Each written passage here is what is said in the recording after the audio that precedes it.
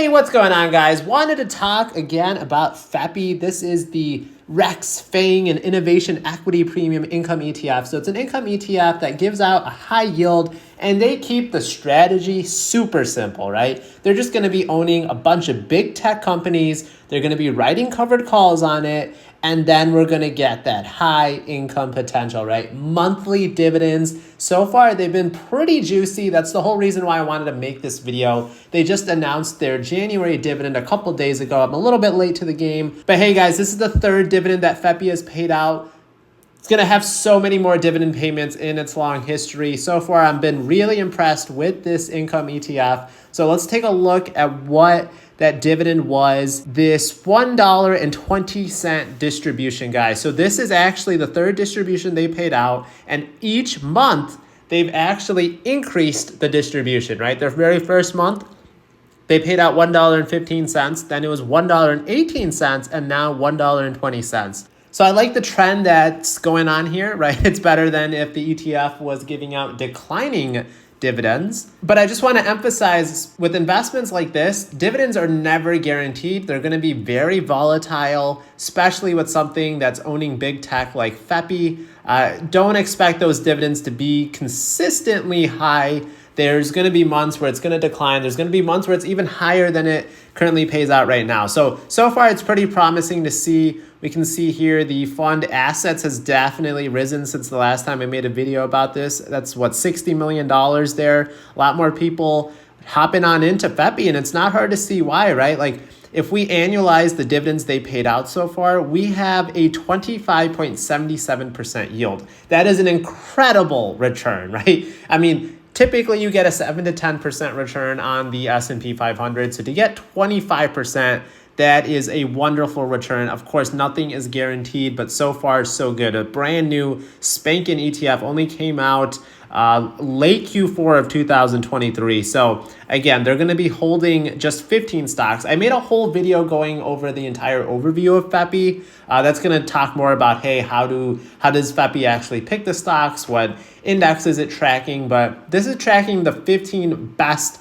technology stocks, what they call the technology of tomorrow. So we got companies like Netflix, Google, Facebook, Nvidia, Amazon, Adobe, Palo Alto Networks, probably one stock in here that you may not have heard of before, but they're in that cybersecurity area. Microsoft, Salesforce, ADM, all these companies have done very well. And you'll notice here that it's actually weighted relatively equal, right? This is a little bit different than other ETFs where based on the market cap, that determines how much of a weighting you get. So here it's all equally weighted, just 15 holdings in this ETF, and then they're going to be doing covered calls against it at different strike prices. So if we actually take a look at some of their holdings, right, you can see there's different, they stagger out these expiration dates, they stagger out the strike prices, and that should be advantageous for us because we get to capture some of that upside.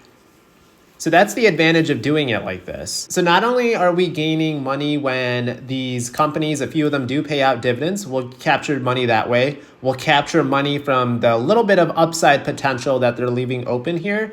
And then we're also, of course, getting the vast majority, the bulk of those dividends, that's coming from the options trading that it's doing with those covered calls. But this is the most important part to me, guys. In the very few months that it's been out, it's actually up 8%. So a lot of these income ETFs, they are having a hard time with NAV erosion, where they're losing the principal, where they're losing their principal investment, and then they're just claiming that the dividends that they're getting is offsetting that, when in reality, they're just losing money.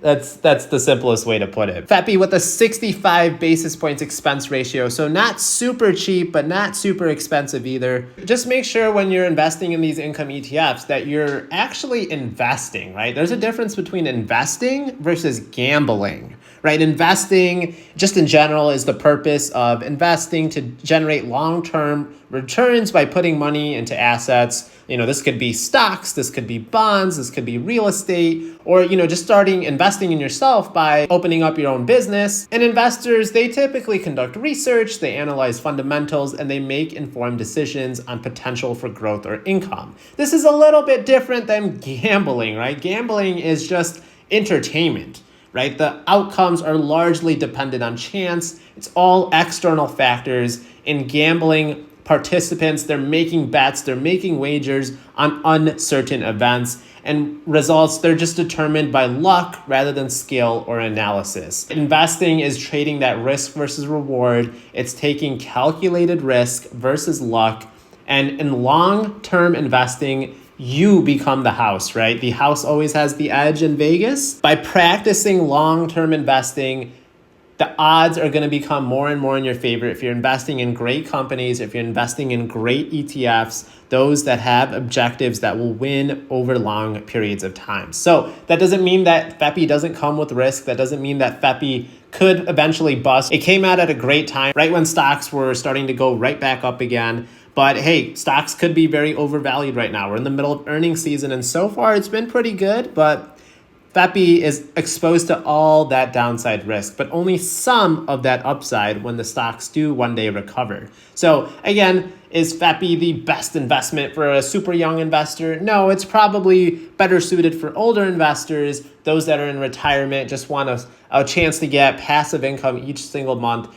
And also for those that just want exposure to options trading. Options trading is of course practiced by the rich, so it's definitely a way to make money. That's not to say that, hey, for younger investors, if you have a small percentage of your portfolio allocated to these, we're all human. We love to see monthly dividend checks come our way. But just know over long periods of time, FEPI is probably going to underachieve because of those covered calls. It's going to stunt that growth. But hey, for dividend investors like me, I'll take that chance, right? There's always a chance we might have sideways markets in the coming years. And having exposure to income ETFs like FEPI